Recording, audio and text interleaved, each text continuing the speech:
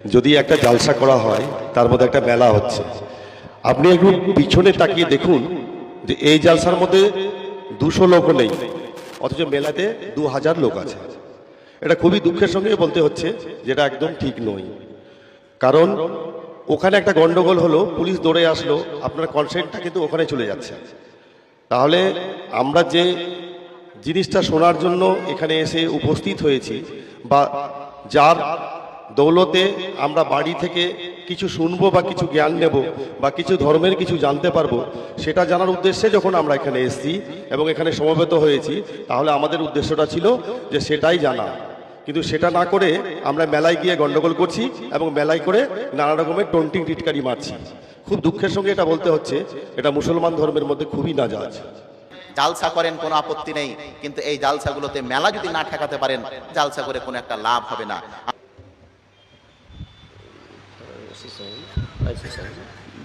একটা বার্তা দিয়ে এই মাইকে বলবেন না, কোন মাইকে? প্রশাসনের পক্ষ থেকে কিছু বার্তা আছে, আপনারা একটু শুনবেন।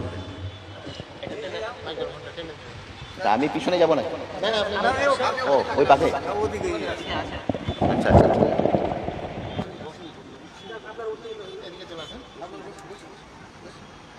ওইদিকে একটা চেয়ার দিয়ে দেন।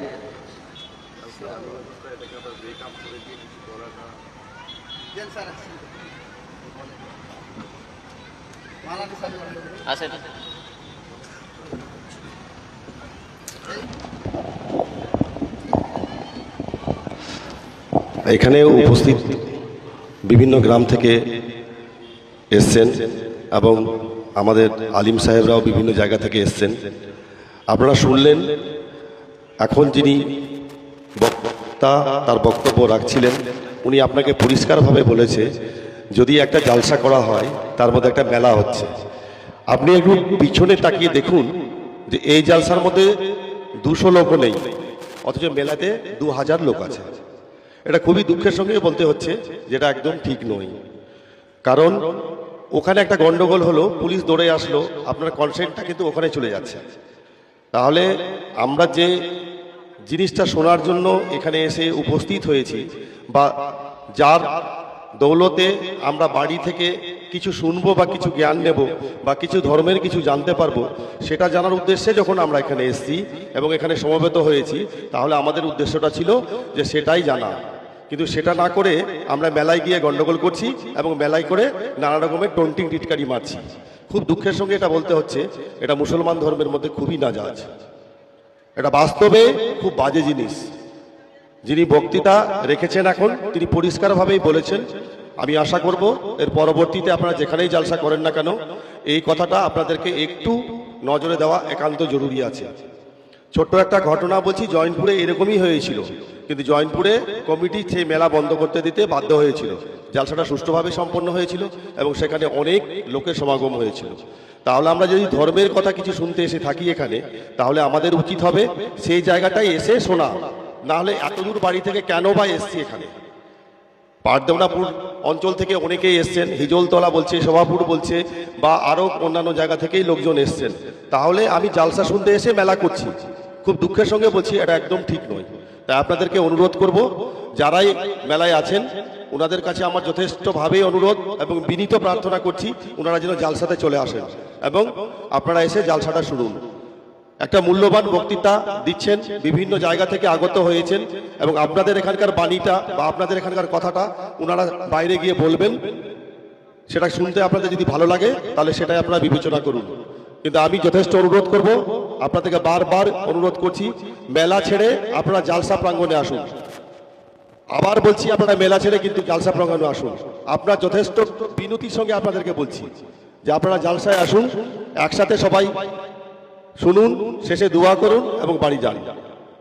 পরিশেষে আমি এতটুকুই বলবো যে আপনারা সুষ্ঠুভাবে জালসাটাকে সম্পন্ন করুন, যাতে আমারও একটা প্রোগ্রাম চলছে ওখানে, যাতে আমিও ঠিক মতোভাবে চালাতে পারি দুটো প্রোগ্রাম একসাথে। এটাই অনুরোধ রেখে, আপনাদের কাছে আশা রেখে আমি আমার বক্তৃতা শেষ করছি। ধন্যবাদ।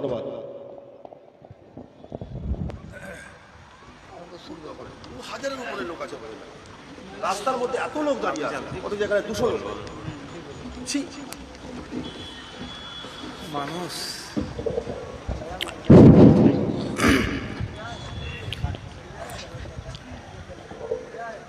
অসংখ্য ধন্যবাদ। আমাদের প্রশাসনের পক্ষ থেকে একটি সুন্দর বার্তা। আসলে এই বার্তাটি ইসলামের বার্তা। কেন আপনাদেরকে এই কথা বলতে হবে যে মেলা করতে হয় না? এটা বলার জিনিস। আলেম ওলামা ডেকে এত টাকার প্যান্ডেল খরচ করে এর বিনিময়ে যদি আপনাদের আমলনামায় পাপ লেখা হয়, যেই কাজ, যেই লক্ষ্য এবং উদ্দেশ্য আমাদের স্পষ্ট থাকা উচিত। মেলা পৃথিবীর সবচাইতে খারাপ জায়গা। আল্লাহ নবী বললেন, আহাব্বুল বিলাদে ইলাল্লাহি মাসাজিদুহা ওয়া আবগাজুল বিলাদে ইলাল্লাহি আসওয়াকুহা। আল্লাহ নবী বললেন, পৃথিবীর সবচাইতে নোংরা জায়গা হচ্ছে বাজার, মার্কেট, মেলা। আর সবচাইতে ভালো জায়গা আল্লাহর ঘর তথা মসজিদ। এই মসজিদের চাইতে ভালো জায়গা পৃথিবীতে নেই, আর মেলার চাইতে খারাপ জায়গা এই পৃথিবীতে নেই। যারা বলছেন আমাদের উদ্দেশ্য এটা ছিল না, আচ্ছা বলেন তো, কালকে কি এই মেলাগুলো থাকবে? না গতকালকে থাকবে, না আগামীকালকে, না গতকালকে ছিল না আগামীকালকে থাকবে? আজকেই আছে। আপনি কেন বলছেন এটাই উদ্দেশ্য নয়? কেন পারবেন না? আপনার মাটি, আপনার জায়গা, আপনার এলাকার লোক, ও দোলনা আনাকে যদি না বসতে দেন, ওর ক্ষমতা আছে ওখানে বসার? আর চারটি পাটি উঠিয়ে ফেলে দেবো না? কেন এরকম হবে? নীরবতা পালন করেছেন। আজকে এমন পরিস্থিতি তৈরি হয়েছে যে প্রশাসনের পক্ষ থেকে যেই ইসলামের সৌন্দর্য বর্ণনা হওয়া উচিত ছিল, আজকে সেই ইসলামের উপরে কালো দাগ লেগে যাচ্ছে, ইসলাম কুলসিত হচ্ছে। লজ্জা করা উচিত আমাদের। কেন এই কথা থানা থেকে এসে বাবু সাহেবকে বলতে হবে? কারণ আমরা করেছি কাজ এরকম। যাই হোক, আমাদের কথা তো আপনারা শুনবেন না। আমাদের ওসি বাবু, তিনি আপনাদেরকে প্যান্ডেলে আসার জন্য আহ্বান করেছেন। যে বা যারা যেখানে আছেন, জালসা শুনতে এসেছেন তো জালসা শুনেন, জালসা শুনতে আসেননি তো বাড়ি যান। কিন্তু রাস্তাঘাটে, মেলাতে হুজুম আর জমিয়াত বা জামাত, এটা ইসলাম বহির্ভূত কাজ, এটা ইসলামের মধ্যে নয় ভাই।